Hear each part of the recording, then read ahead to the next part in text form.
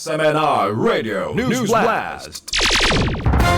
Alang sa pinakaunang detalye sa atong mga balitang lokal, nagpakita og panaghiusa og pag-amuma sa kinaiyahan ang Sunshine Philippines Movement Cebu Chapter pinaagi sa malampusong tree planting activity sa Barangay Tabla, Liloan, Cebu, isip kabahin sa Reforest Cebu 2026 project.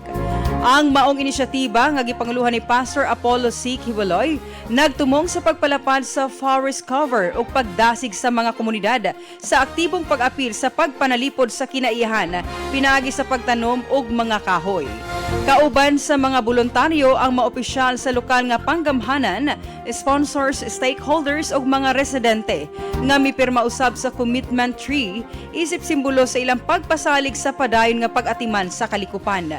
Gilauman nga pinaagi sa maong paninguha, mas daghang sektor sa katilingban ang maingganyo sa pag-apil sa mga programa sa reforestation aron mapreserbar ang kinaihan ug masiguro ang masaluntian ug malungtarong kaugmaon alang sa umaabot nga mga henerasyon.